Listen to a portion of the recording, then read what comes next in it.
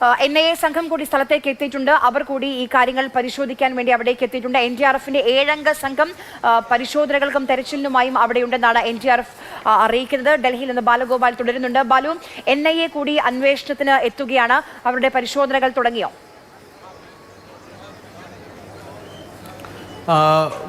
ആര്യ, ഏറ്റവും സുപ്രധാനമായ 2 പരിശോധനകൾ ഇപ്പോൾ നിലവിൽ ഈ കേസുമായി അല്ലെങ്കിൽ ഈ അപകടവുമായി ബന്ധപ്പെട്ട അഹമ്മദാബാദിൽ നടക്കുന്നുണ്ട്. അതിൽ ഏറ്റവും പ്രധാനപ്പെട്ടത് NIAയുടെയും NSGയുടെയും പ്രത്യേക സംഘങ്ങൾ ഈ പരിശോധന നടത്തുന്നു എന്നതാണ്. രാവിലെ മുതൽ ആ അപകടം നടന്ന സ്ഥലത്ത് ഫോറൻസിക് പരിശോധന നടന്നു വരികയായിരുന്നു. ഇതിനിടയിലാണ് ഇപ്പോൾ NIAയുടെയും NSGയുടെയും ഉന്നത ഉദ്യോഗസ്ഥർ അവിടെ എത്തി ഈ പരിശോധന നടത്തുന്നത്. ഈ പരിശോധനയ്ക്ക് ഏറ്റവും പ്രധാനപ്പെട്ട ഒരു കാരണം ഈ ഏതെങ്കിലും തരത്തിലുള്ള അട്ടിമറി ശ്രമങ്ങളോ മറ്റോ ഉണ്ടായിട്ടുണ്ടോ എന്ന കാര്യത്തിൽ ഒരു പരിശോധന നടക്കുന്നു എന്നതാണ് നമുക്ക് NIA സംഘത്തിന്റെ പരിശോധനയിൽ നിന്ന് മനസ്സിലാകുന്നത്. കാരണം രാജ്യത്ത് ഈ ഭീകരപ്രവർത്തനങ്ങളും അതുപോലെ തന്നെ ഇത്തരത്തിലുള്ള ഒരു സബോട്ടാഷും ഒക്കെ ഉണ്ടാകുമ്പോഴാണ് NIA സംഘം പരിശോധന നടത്തുന്നത്. അങ്ങനെ ഒരു അട്ടിമറി സംഭവങ്ങളൊന്നും തന്നെ ഉണ്ടായിട്ടില്ല എന്ന് ഉറപ്പുവരുത്തുന്നതിന്റെ ഭാഗമായിട്ടാണ് ഇപ്പോൾ NIAയുടെ പ്രത്യേക സംഘം, അഹമ്മദാബാദിലെ പ്രത്യേക സംഘം അവിടെ എത്തി ഈ പരിശോധന നടത്തുന്നത് എന്ന വാർത്തകൾ പുറത്തു വരുന്നത്. NSG സംഘം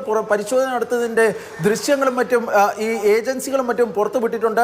NSGയുടെ ബോംബ് ഡിസ്പോസൽ സ്ക്വാഡ് ഉൾപ്പെടെയാണ് ഈ പരിശോധനകൾക്കായി അവിടെ എത്തിയിട്ടുള്ളത്. ഈ പ്രത്യേകം പരിശീലനം ലഭിച്ചിട്ടുള്ള, അതായത് ഈ ഭീകരരും മറ്റും ഉപയോഗിക്കുന്ന ഈ സ്ഫോടക വസ്തുക്കൾ അതിലൊക്കെ ഈ കണ്ടെത്തുന്നതിനുള്ള പ്രത്യേക ഈ വിദഗ്ധ പരിശീലനം ലഭിച്ചിട്ടുള്ള സംഘമാണ് ഇപ്പോൾ അവിടെ പരിശോധന നടത്തുന്നത്. അതുകൊണ്ട് തന്നെ ഈ അഹമ്മദാബാദിൽ ഇപ്പോൾ NSG NIA സംഘങ്ങൾ നടത്തുന്ന പരിശോധനയ്ക്ക് വലിയ പ്രാധാന്യമാണുള്ളത്. ഇത് ഏതെങ്കിലും ഈ സംശയത്തിന്റെ അടിസ്ഥാനത്തിലല്ല, മറിച്ച് ഇതിൽ ഭീകര പ്രവർത്തനങ്ങളോ അട്ടിമറിയോ നടന്നിട്ടില്ല എന്ന് ഉറപ്പുവരുത്തുന്നതിന്റെ ഭാഗമായിട്ടാണ് ഇത്തരം ഒരു പരിശോധന വിവരങ്ങൾ നൽകിയത്. എന്തായാലും ഇപ്പോൾ ഒരു ഭാഗത്ത് ഇറാൻ-ഇസ്രായേൽ സംഘർഷമുണ്ട്. അതിന്റെ പശ്ചാത്തലത്തിൽ നിരവധി എയർ ഇന്ത്യയുടെ വിമാനങ്ങളടക്കം 16 വിമാനങ്ങൾ ചിലത് വഴിതിരിച്ചു വിട്ടിട്ടുണ്ട്, ചിലത് മടങ്ങി വരികയാണ് എന്നുള്ള വിവരം ലഭിക്കുന്നുണ്ട്.